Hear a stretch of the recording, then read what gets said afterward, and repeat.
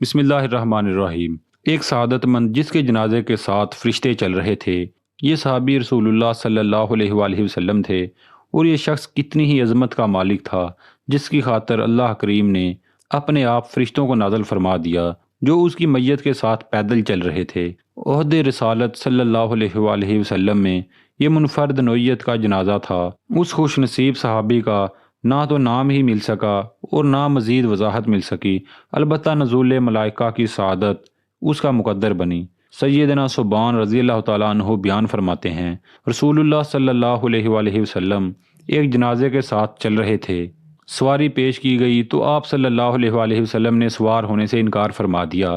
جب واپس ہوئے تو دوبارہ سواری پیش کی گئی تو آپ صلی اللہ علیہ وآلہ وسلم سوار ہو گئے۔ جب آپ سے اس بارے سوال کیا گیا تو آپ صلی اللہ علیہ وآلہ وسلم نے فرمایا، فرشتے پیدل چل رہے تھے، ان کے چلتے ہوئے مجھے سوار ہونا گوارا نہ تھا، اور جب وہ چلے گئے تو میں سوار ہو گیا۔ سنن نبی داؤد الجنائز 3188۔ رسول کریم صلی اللہ علیہ وآلہ وسلم پر درود بھیجنا ایمان کا جز ہے اور خیر و برکت کو سمیٹنے کا باعث بھی، اور جو کوئی اس سے اعراض کرے اس کے لیے تباہی ہی تباہی ہے، اور ایسا بدبخت شخص اپنے آپ کو ہلاکت میں ڈالنے والا ہے۔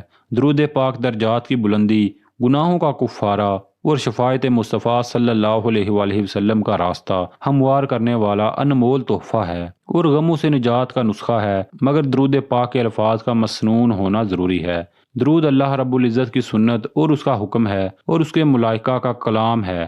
وہ سعادت مند حضرات جو درود پاک کو اپنا ورد بناتے ہیں، ان کے لیے کائنات کا رب اپنے معزز فرشتوں کو نازل ہونے کا حکم دیتا ہے، اور وہ مقرب فرشتے ایسے سعادت مند لوگوں کو تلاش کرتے پھرتے ہیں۔ سیدنا عبداللہ بن مسعود رضی اللہ تعالیٰ عنہ روایت کرتے ہیں کہ رسول اللہ صلی اللہ علیہ وآلہ وسلم نے فرمایا، اللہ تعالیٰ نے میری امت کے لوگوں کا سلام مجھے پہنچانے کے لیے فرشتے مقرر کر رکھے ہیں جو زمین پر گشت کرتے رہتے ہیں۔